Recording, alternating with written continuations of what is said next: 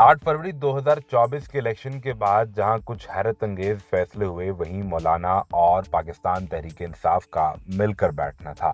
और इस वक्त पीडीएम 2.0 की हुकूमत के लिए सबसे बड़ा अजाब कहिए या टेंशन भी ये थी कि अगर मौलाना हुकूमती बेंचेस पर ना बैठे तो पीटीआई के साथ मिलकर कोई एहतजाजी धरना लीड कर रहे होंगे। इस तमाम तर सूरत हाल को भांपने के लिए और इसे रोकने के लिए नवाज शरीफ को खुद मौलाना के दर पर जाना पड़ा, लेकिन नाकामी ही हुई।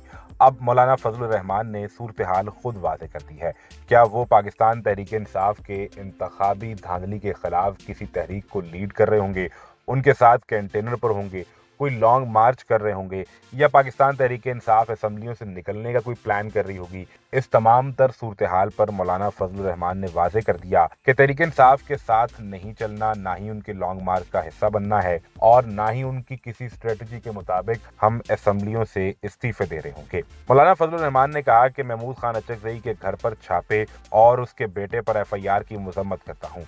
अगर इदारे सियासत करेंगे तो फिर किसी कोर कमांडर कॉन्फ्रेंस की करारदाद मुझे तनकीद से रोक नहीं सकती। मौलाना फजलुर रहमान ने कहा कि जब सियासतदान एस्टेब्लिशमेंट के खिलाफ खड़ा होता है तो अदलिया मुतहरक हो जाती है।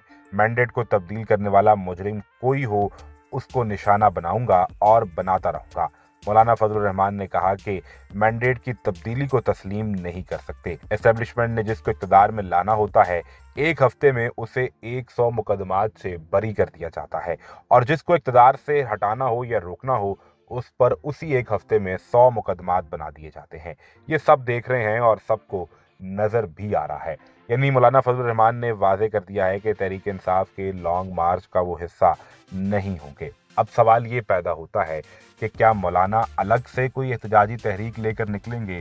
क्योंकि मौलाना फजलुर रहमान का तो एतराज़ भी इलेक्शन धांधली पर है और उनकी पार्टी के ज़्यादातर लोग तो इलेक्शन लड़ भी केपी में रहे थे, यानी वो केपी में इलेक्शन धांधली का इल्जाम लगाते हैं। पाकिस्तान तहरीक इंसाफ पंजाब और सिंध के हवाले से मुतहर्रिक है और यहाँ उनके तहफ़्फ़ुज़ात मौजूद हैं। यूं पीडीएम 2.0 की नई हुकूमत को अपने साबका इत्तेहादी और पीडीएम के साबका सरबराह मौलाना के एक एहतजाजी तहरीक, धरने या इंतखाबी धांधली के खिलाफ आइंदा के लाहेअमल का सामना होगा, और दूसरी जानिब उन्हें पाकिस्तान तहरीक इंसाफ के आइंदा के लाहेअमल से भी नबरदास्मा होना पड़ेगा।